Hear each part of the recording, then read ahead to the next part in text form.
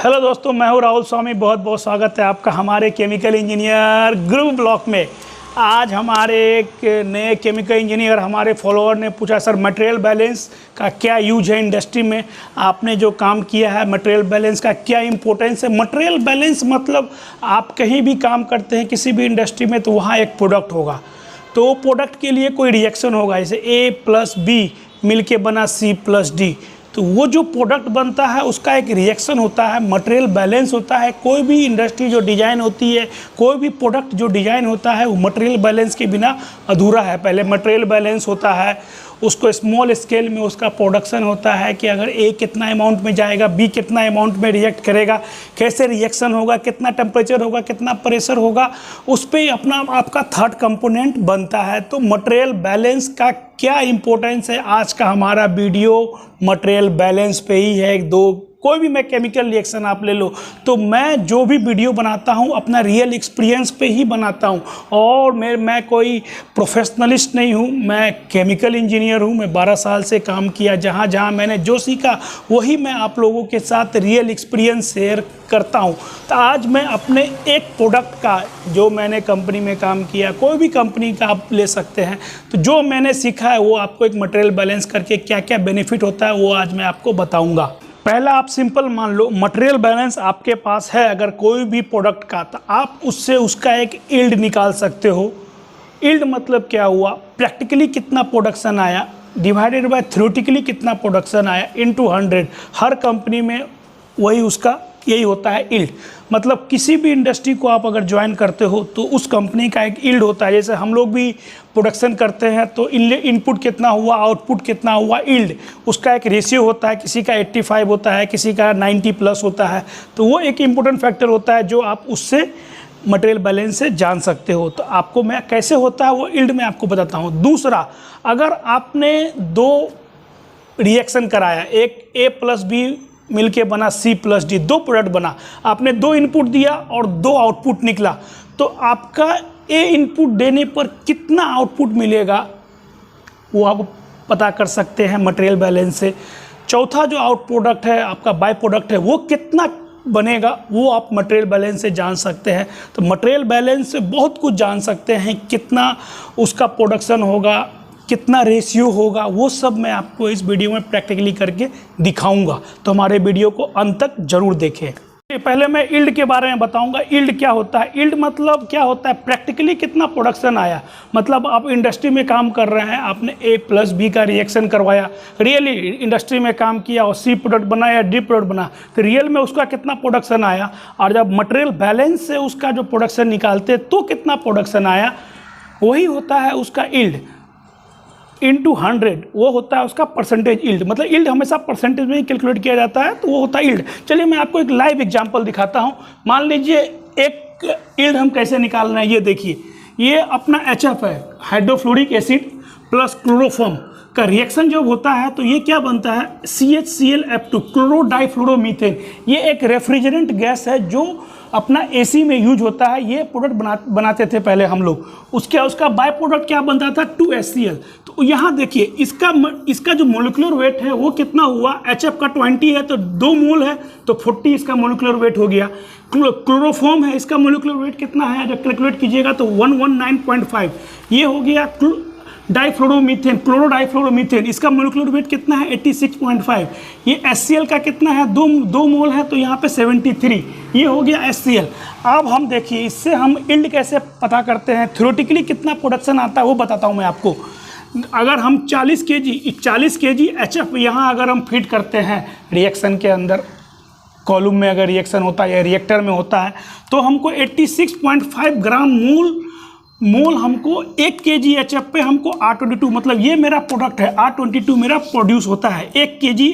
40 kg HF पे इतना हमको R22 ग्राम मोल प्रोड्यूस होता है। तो 1 kg HF अगर फीड करेंगे तो कितना ग्राम मोल हमको प्रोड्यूस होगा, तो वो देख लीजिए, 86/5 डिवाइडेड बाय 40, मतलब इतना ग्राम मोल 1 kg अगर HF का फीड रेट होता है तो इतना प्रोड्यूस होता है। मान लेते हैं अब हम प्लांट का, जो मैंने प्रैक्टिकली किया था, 1200 का मेरा फीड आता था HF का फीड।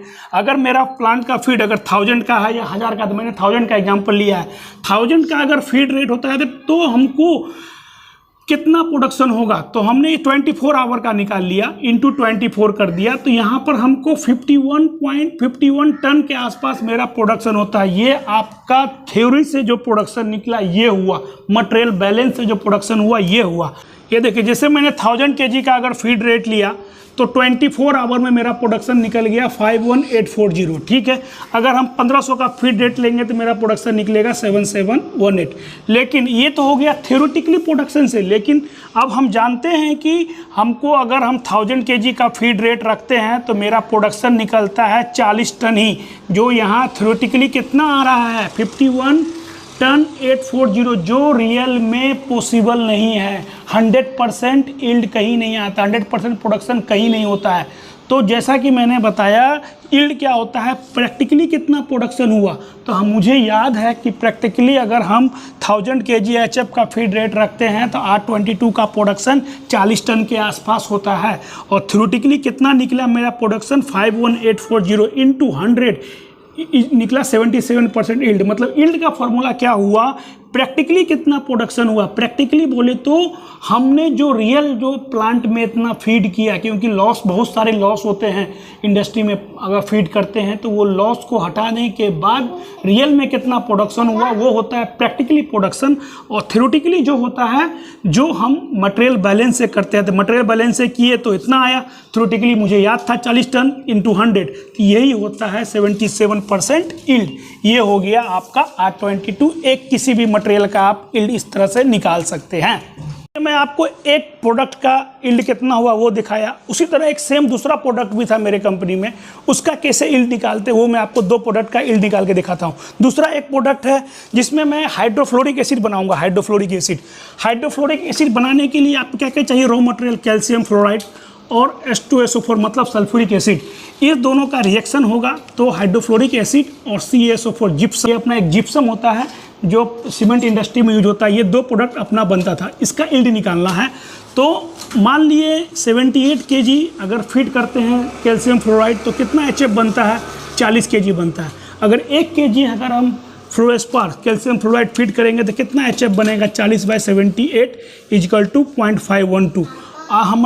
मेरा वहाँ प्लांट का फीड रेट मान लिए HF का जो बनाने के लिए जो मेरा फीड रेट था एस्पार का, इसको एस्पार बोलते थे calcium fluoride, 3700 kg per hour feed रहता था मेरे प्लांट का।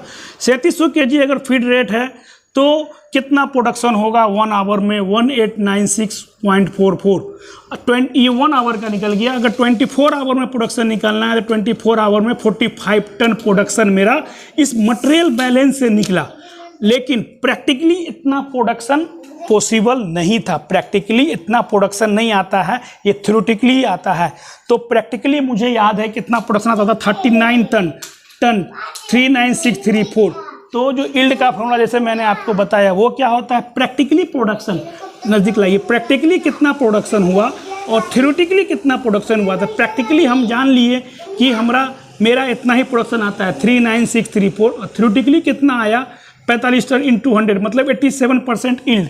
तो आप इससे पता कर सकते हैं कि आपके प्लांट का यील्ड क्या हुआ। ये इंटरव्यू में एक कॉमन क्वेश्चन होता है यील्ड फाइंड करने का। तो यील्ड कैसे निकालते हैं, क्या होता है यील्ड, ये मैंने आपको दो एग्जाम्पल देख के समझाया था। आप इंडस्ट्री में याद रखिए कि यील्ड बहुत इंपॉर्टेंट टॉपिक है। ऐसा नहीं है कि आपको यील्ड नहीं पता है तो दिक्कत होगा आगे आपको मटेरियल बैलेंस करने में। यील्ड की क्या इंपॉर्टेंस है मैंने आपको बताया, तो इस चीज़ को ध्यान रखिए। चलिए मैं आपको अब दूसरा कंटेंट बताता हूँ। पहला चीज़ तो मैंने आपको यील्ड बताया, यील्ड कैसे फाइंड करते। दूसरा, अगर हम A और B का रिएक्शन करते हैं तो C कितना प्रोडक्शन होगा और D का कितना प्रोडक्शन होगा, ये भी हम लोग मटेरियल बैलेंस से जान सकते हैं। तो कैसे जान सकते हैं इसका मैं आपको लाइव एग्जांपल दिखाता हूँ। देखिए, जैसे मैं एक सेम प्रोडक्ट का एग्जांपल लेता हूँ। इसे हाइड्रोफ्लोरिक एसिड प्लस क्लोरोफॉर्म का रिएक्शन हुआ तो ये CaCl F2 बना और 2HCl बना। दोनों ये अपना बाय प्रोडक्ट है, ये अपना R22 रेफ्रिजरेंट गैस है जो AC में यूज होता था। अभी R22 के बदला R43 143 आ गया है, तो ये होता था। अभी हम मान लिए कि 40 ग्राम HF अगर यूज होता है तो इतना R22 का प्रोडक्शन होता है। तो 1 ग्राम HF के लिए कितना R22 प्रोड्यूस होगा। अगर हम HF का फीड रेट 1200 kg रखते हैं तो 2595 kg हमको R22 का प्रोडक्शन होगा। यही है मटेरियल बैलेंस। मटेरियल बैलेंस इसी को कहते हैं। इसी मटेरियल बैलेंस से आप कितना प्रोडक्ट निकाले ये भी आप जान सकते हैं। जैसे देखा आपने 40 ग्राम डाला तो इतना R22 बना, तो अगर हम 1200 kg का अगर फीड रेट रखते हैं तो कितना आपको R22 बनेगा। ये हो गया एक प्रोडक्ट का। दूसरा बाई प्रोडक्ट कितना बनता है वो भी बताता हूँ मैं, ठीक है। अभी HCl देखिए 40 ग्राम HF में कितना HCl बना, 73 ग्राम मोल HCl का प्रोड्यूस हुआ। तो 40 ग्राम में 73 ग्राम मोल HCl प्रोड्यूस हो रहा है। तो 1 ग्राम में अगर हम 1260 kg का अगर HF का फीड रखते हैं तो कितना HCl आपका प्रोड्यूस होगा, 2300 kg पर आवर। यही है पिछले, यही है आपका मटेरियल बैलेंस। तो मटेरियल बैलेंस बहुत इंपॉर्टेंट टॉपिक है। तो मटेरियल बैलेंस से आप यील्ड निकाल सकते हैं, कितना प्रोडक्शन हुआ ये जान सकते हैं। तो यही है हमारे एक फ्रेंड ने जो बताया। देखिए मैंने भी देखिए, मैं जो सब चीज़ अपने नोट्स में लिखता हूँ, मैं भी बहुत मेहनत करता हूँ। जितना मुझे पता होता है मैं आपको लाइव उसके बारे में बताता हूँ। तो और कोई डाउट हो मटेरियल बैलेंस के रिगार्डिंग तो मुझे बताइए, जितना मुझे पता होगा मैं आपका सलूशन दूंगा। चलिए, आई होप आपको हमारा वीडियो में ये मटेरियल बैलेंस का क्या बेनिफिट है, क्या है, शायद क्लियर हो गया होगा। जो फ्रेशर केमिकल इंजीनियर है तो ये टॉपिक के बारे में ज़रूर जानें। और ये इंटरव्यू में यील्ड में कभी कभी यील्ड क्या होता है ये पूछता है, मटेरियल बैलेंस क्या होता है, कैसे आप कैलकुलेट कर सकते हैं। ये मेरे से भी एक बार इंटरव्यू में पूछा था कि what is yield of your company. तो ये बहुत इंपॉर्टेंट टॉपिक है। तो इसके बारे में आप ज़रूर ध्यान से हमारा वीडियो को पूरा देखिए। हमारा वीडियो अच्छा लगे तो हमारे चैनल को लाइक कीजिए, चैनल को सब्सक्राइब कीजिए। और बहुत बहुत धन्यवाद, आप लोग हमें इतना सारा प्यार दे रहे हैं, हमारे वीडियो को देख रहे हैं। बहुत बहुत धन्यवाद।